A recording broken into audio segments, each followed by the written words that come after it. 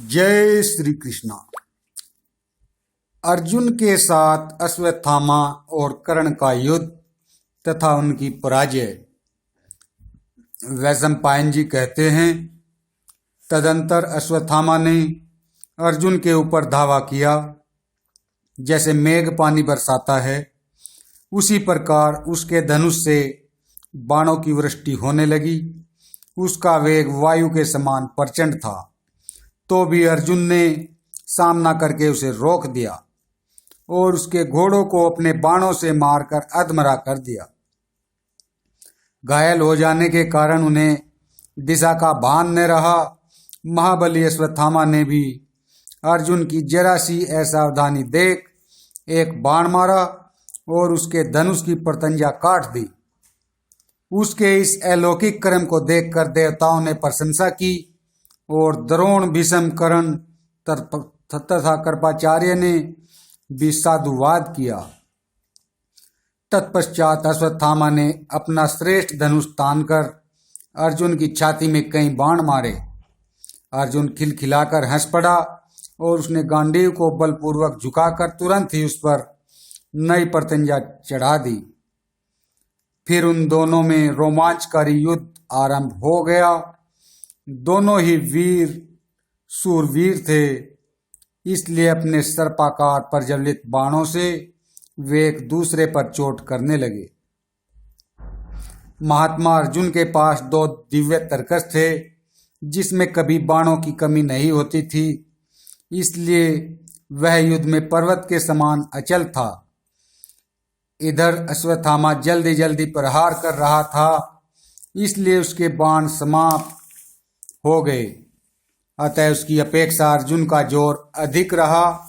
यह देखकर कर्ण ने अपना धनुष की टंकार की। उसकी आवाज सुनकर अर्जुन ने जब उधर देखा तो कर्ण पर उसकी दृष्टि पड़ी।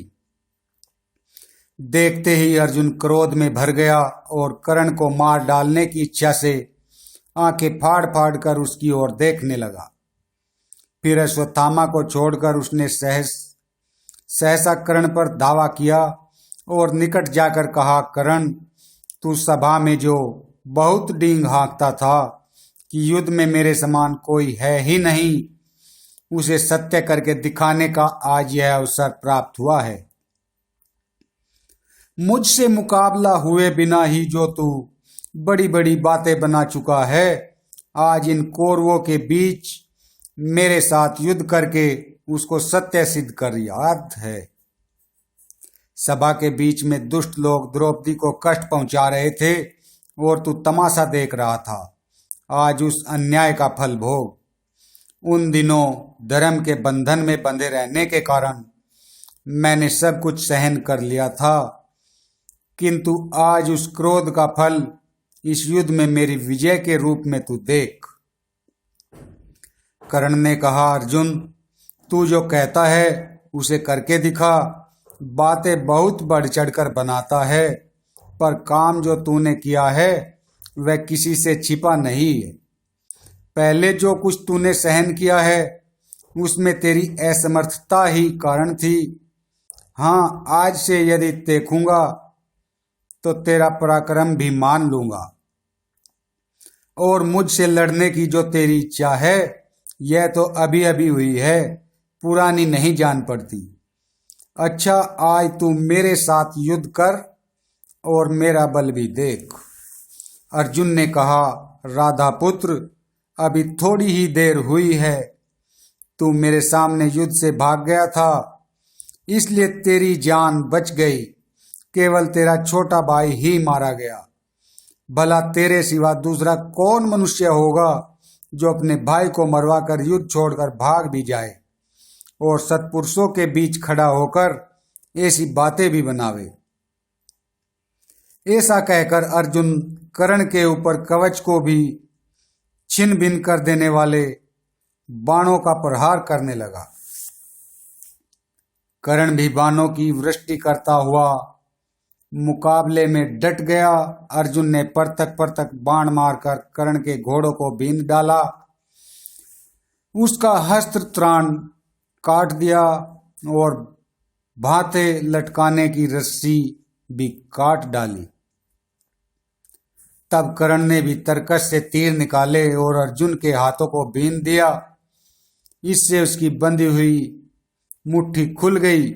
तत्पश्चात महाबाहु अर्जुन ने कर्ण के धनुष को काट दिया। धनुष कट जाने पर उसे शक्ति का प्रहार किया, किंतु अर्जुन ने बाणों से उसके भी टुकड़े टुकड़े कर दिए। यह देख कर्ण के अनुगामी योद्धाओं ने एक साथ अर्जुन पर आक्रमण किया, परंतु गांडीव से छूटे हुए बाणों द्वारा वे सब के सब यमलोक के अतिथि हो गए। इसके बाद अर्जुन ने कान तक धनुष खींचकर कई तीखे बाणों से कर्ण के घोड़ों को बीन डाला। घायल हुए घोड़े पृथ्वी पर गिरकर मर गए। फिर अर्जुन ने एक तेजस्वी बाण कर्ण की छाती में मारा। वह बाण कवच को भेद कर उसके शरीर में घुस गया। कर्ण बेहोश हो गया। उसकी आंखों के सामने अंधेरा छा गया। भीतर ही भीतर पीड़ा सहता हुआ वह युद्ध छोड़कर उत्तर दिशा की ओर भाग गया। महारथी अर्जुन तथा उत्तर उच्च स्वर से गर्जना करने लगे, जय श्री कृष्णा।